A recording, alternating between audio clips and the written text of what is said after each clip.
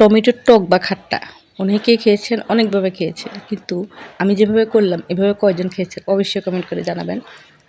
Hello everyone, কেমন আছেন সবাই? আজকে আপনাদের সাথে ইজি এবং খুব মজার একটা রেসিপি শেয়ার করতেছি। তো টমেটোর টক বা খাট্টা এটা করার জন্য আমার কিন্তু মাছ লাগবে অবশ্যই। মাছের মাথা। তো আমি আগে মাছের মাথাগুলা মাছসহ ভেজে নিচ্ছি। আর এই টকটা বা টমেটোর সিজনে টমেটো খাট্টা বা টক যখন একটু গরম পড়ে খেতে কিন্তু খুবই ভালো লাগে। তো আমি যেভাবে করতেছি, যে প্রসেসে করতেছি, আপনারা এই প্রসেসে করে একবার খেয়ে দেখবেন, খুবই মজা হয় এই খাবারটা। আমি যেটা করতেছি সেটা হলো, আসলে আমাদের নোয়াখালীর মানুষ কিন্তু নারকেলের তরকারিটা খুব বেশি খায়। তো আমি ঠিক ওইভাবে করার চেষ্টা করেছি। তবে আমার মা, জেঠি বা ফুফুদেরকে যেভাবে দেখতাম রান্না করতে, আমি কিন্তু ওইরকম করি না। আমি জাস্ট একটু ব্যতিক্রম করে করেছিলাম। তো আমার মাছগুলো ভাজা হয়ে গেছে। এখন আমি একটা পাতিলের মধ্যে কিছুটা পানি দিয়ে তার মধ্যে টমেটো দিয়ে দিলাম। টমেটোগুলো কিন্তু খুব লাল টকটকে ছিল। আর টমেটো আপনারা আপনার ইচ্ছে মতো দেবেন। এটার আসলে টকের উপরে নির্ভর করে। অনেক টমেটো থাকে একটু বেশি টক হয়, অনেকগুলো একটু কম টক হয়। তো আমার টমেটোগুলো কিন্তু মিডিয়াম টকের। তো যার জন্য আমি এখানে আধা কেজি টমেটো নিয়েছি।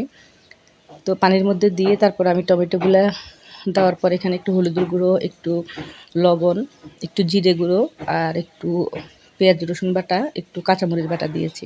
আর কোনো মশলা কিন্তু দিতে হবে না। দিয়ে টমেটোটাকে খুব ভালো করে সেদ্ধ করে নেব। আর টমেটোর টক সবাই জানে যে টমেটোর টক যখন রান্না করে তখন টমেটোটা সিদ্ধ হয়ে আসে, তখন কিন্তু আমরা একটা ঘুটুনি দিয়ে এটাকে খুব ভালো করে ঘুটে নেই। তো আমার টমেটোটা ভালো করে সিদ্ধ হয়ে গেছে। এবার আমি জাস্ট ঘুটুনি দিয়ে ঘুটে নেব। আমরা কিন্তু সাধারণত টমেটোর টক বাসায় যেটা করি রেগুলার আর কি, এটা করার পরে দেখা যায় একটা চালনি বা একটা ছাঁকনির সাহায্যে এটাকে ঢেলে অন্য পাত্রে তারপর এটার ইয়েগুলো খোসাগুলো ফেলে দেই। তো আমি কিন্তু আজকে কিন্তু অন্য পাত্রে ঢেলে করতেছি না। আমি জাস্ট এটা একটা ছাঁকনি দিয়ে চুলার উপরে রেখেই এটার খোসাগুলা ফেলে দিচ্ছি এভাবে ছেঁকে ছেঁকে। তো আপনারা দেখলে বুঝতে পারবেন যে আমি কীভাবে ছেঁকে ছেঁকে ফেলে দিচ্ছি। এভাবে ছেঁকে টমেটোর যে খোসাগুলো বের হবে ওগুলো ফেলে দেবো সব। এটা ফেলে দেওয়ার পরে আমি এটার সাথে যেটা অ্যাড করব সেটা হলো যে একটু নারকেল বাটা, এবং নারকেলটা খুব মিহি করে বাটা। এখানে আমি এক নারকেলের 4 ভাগের 1 অংশ দিয়েছি।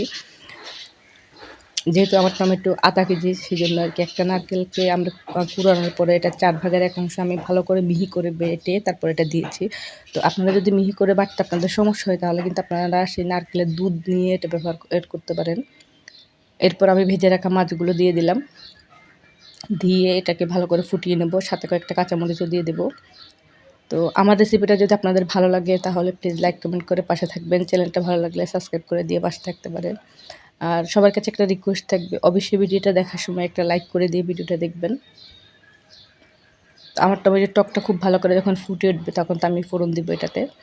আর আমি ফোড়নটা দিচ্ছি সরিষার তেলে, আর দিব রসুন কুচি। এখানে কিন্তু পেঁয়াজ কুচি ব্যবহার করতেছি না, আমি জাস্ট রসুন কুচি দিয়ে দেবো। বেশ খানিকটা রসুন কুচি দিয়েছি। তো রসুনটা যখন লাল করে ভাজা হয়ে যাবে তখন আমি এই টমেটোর টকটা এটা ঢেলে দেবো, তাহলে আমার ফোড়ন হয়ে যাবে। আর নামানোর আগে কিছুটা ধনেপাতা দিয়ে দেবো। আপনারা এভাবে কিন্তু একবার বাসায় ট্রাই করে খেয়ে দেখবেন অবশ্যই যে কেমন লাগে। তো আমার টমেটোর টকটা প্রায় হয়ে আসছে, আমি ধনেপাতা দিয়ে দিয়েছি। এখন জাস্ট একটা বলক আসলে এটা আমি নামিয়ে নেব। আমাদের নোয়াখালীতে কিন্তু এইভাবেই নারকেল বাটা দিয়ে টমেটোর টকটা খায়। এটা যারা নোয়াখালীতে আছেন তারা কিন্তু অবশ্যই কমেন্ট করে জানাবেন যে সত্যি বললাম কিনা।